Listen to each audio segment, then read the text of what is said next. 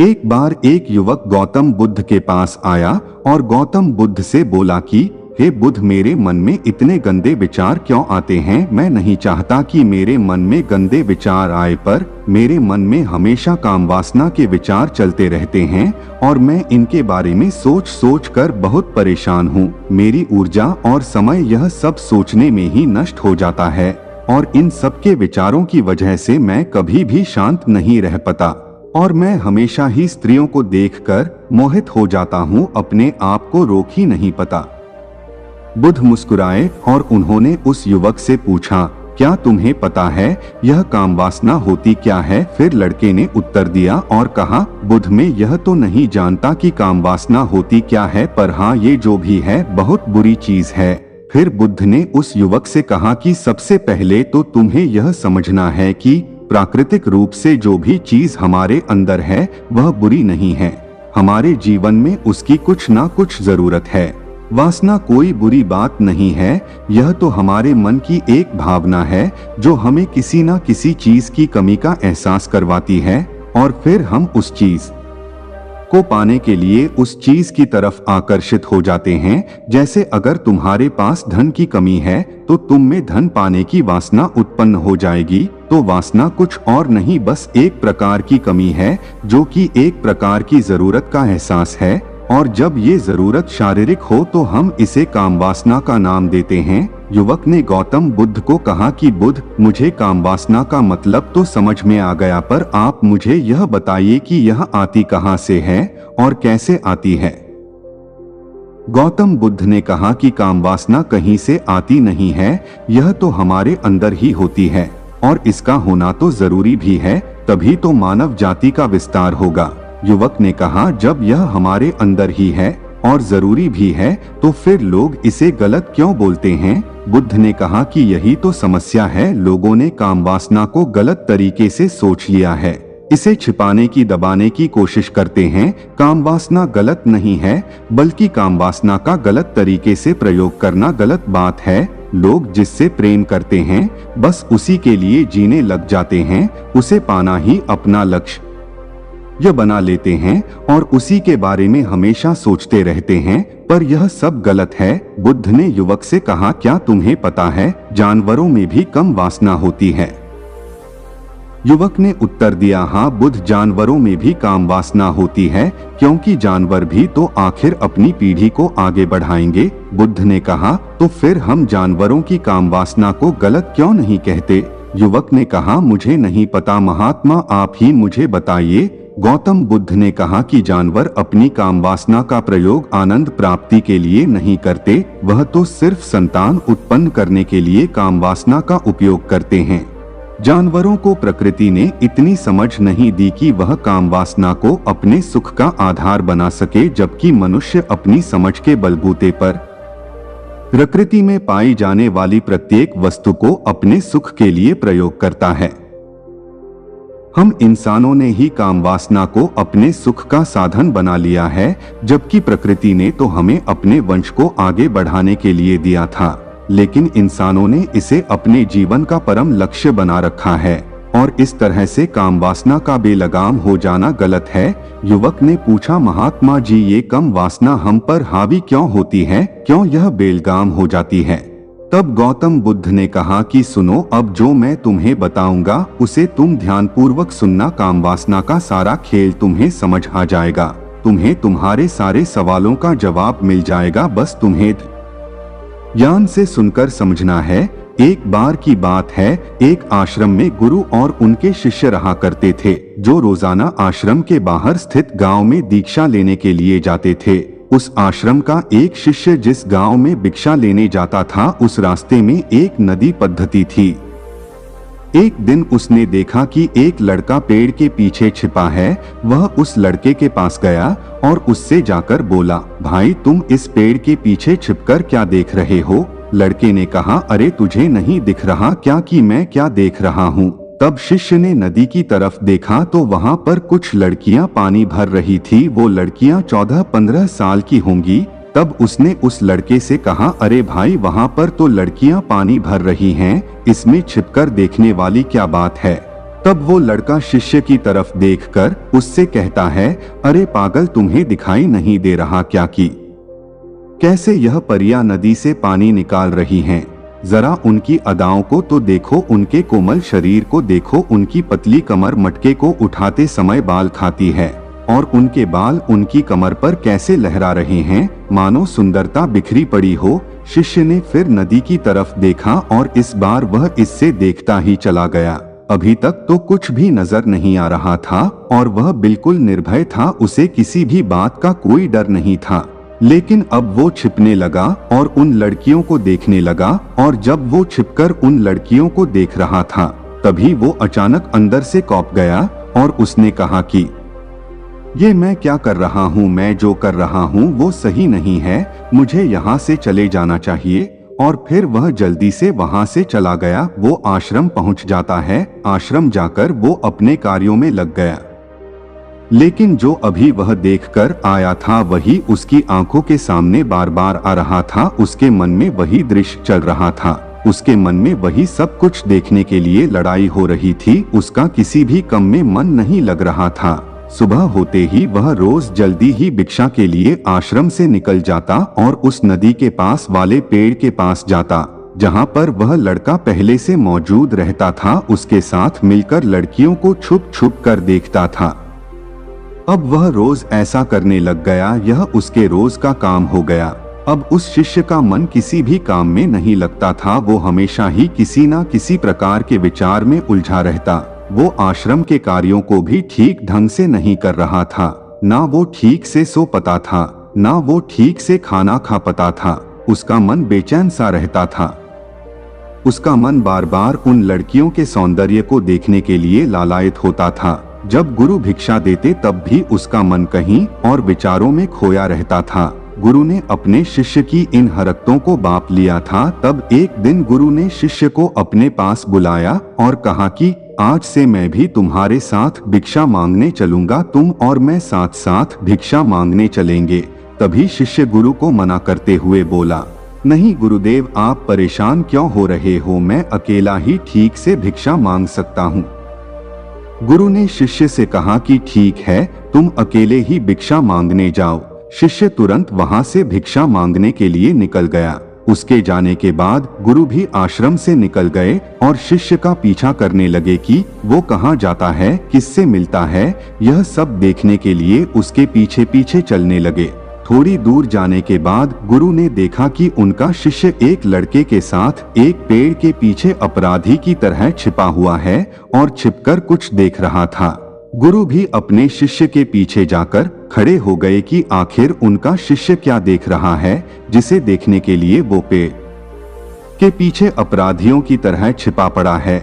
गुरु ने देखा कि उनका शिष्य पेड़ के पीछे छुपकर लड़कियों को देख रहा था जो कि नदी से पानी भर रही थी।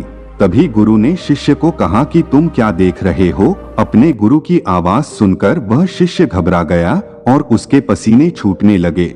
वह थर-थर कांपने लगा जैसे किसी चोर को चोरी करते समय रंगे हाथों पकड़ लिया हो। उसकी हालत खराब हो गई, वो कुछ भी नहीं बोल रहा था। उसके मुंह से कुछ टूटे फूटे शब्द ही बाहर निकल रहे थे। वो अपने गुरु से नजर भी नहीं मिला पा रहा था।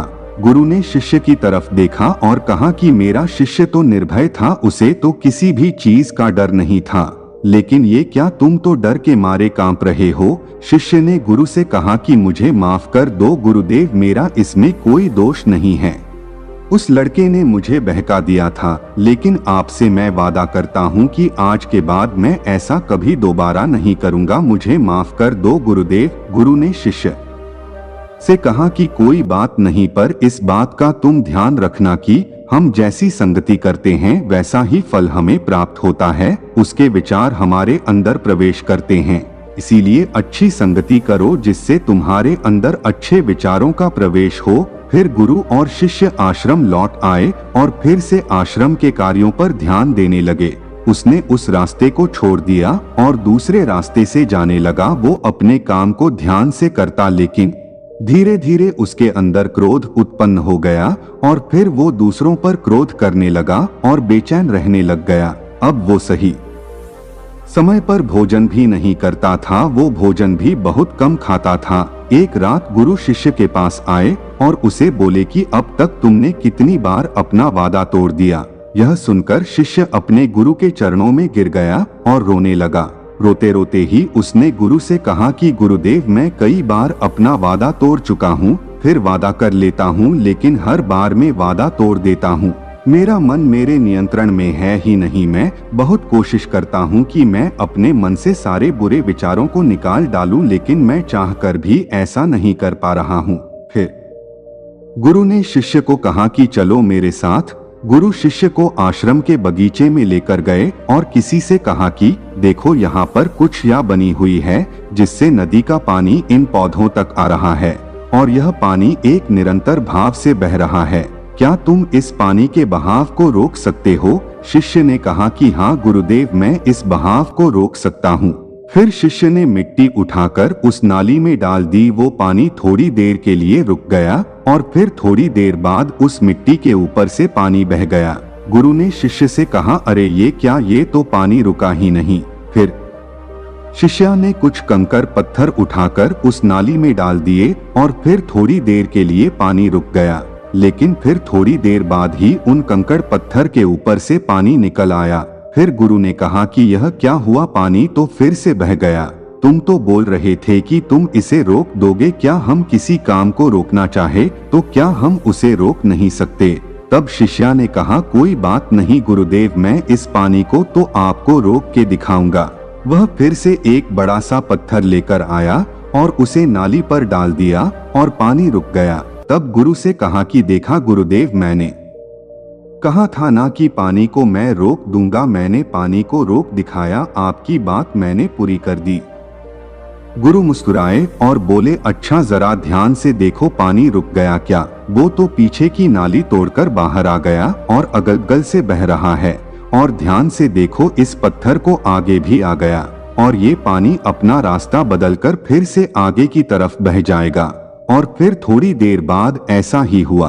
फिर गुरु ने शिष्य को समझाया कि तुम्हारे साथ भी तो ऐसा ही चल रहा है। तुम बार बार प्रयास कर रहे हो, बड़े से बड़ा प्रयास कर रहे हो, पर हर बार तुम्हारा प्रयास टूट रहा है और यह हमेशा टूटता ही रहेगा। तुम कितना भी बड़ा पत्थर रख लो, लेकिन पानी तो अपना रास्ता बना ही लेगा। यह सब देखकर गुरु से कहा कि हे गुरुदेव, क्या कोई तरीका नहीं है जिससे मैं गंदे विचारों से बाहर निकल सकूं और यह मेरे मन में आए ही नहीं।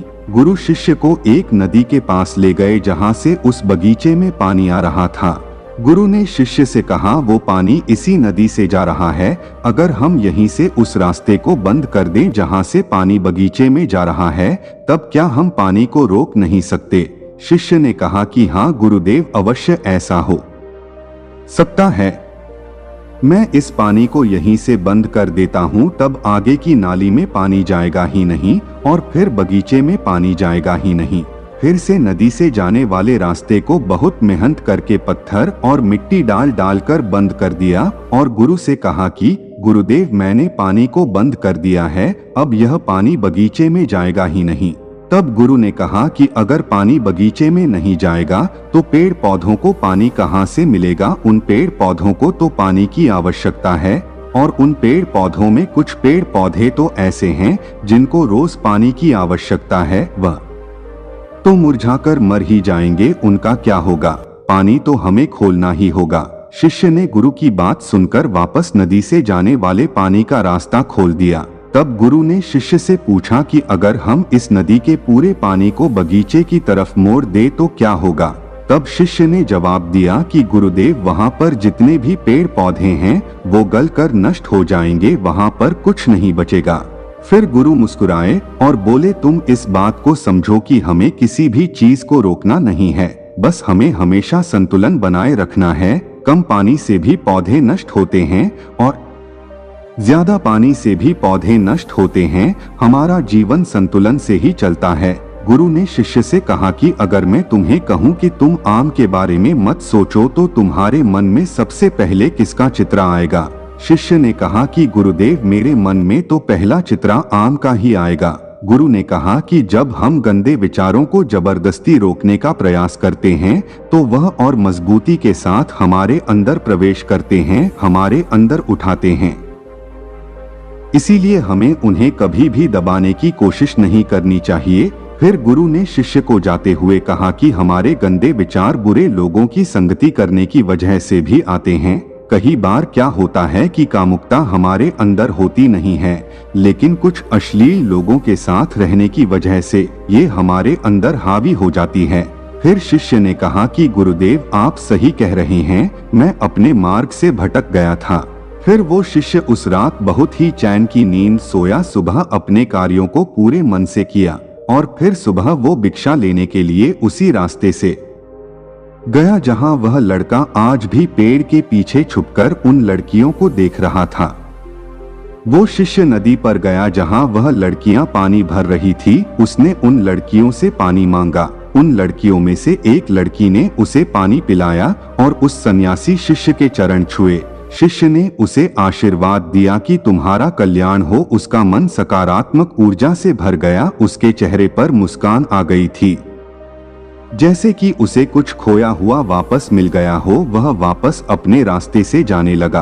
तभी पीछे से वह लड़का आ गया जो पेड़ के पीछे छुपा हुआ था। वह शिष्य के पास आया और बोला कि क्या बात है, आज तो तुमने नजदीक से दर्शन कर लिए, तुम तो मुझसे भी आगे निकले।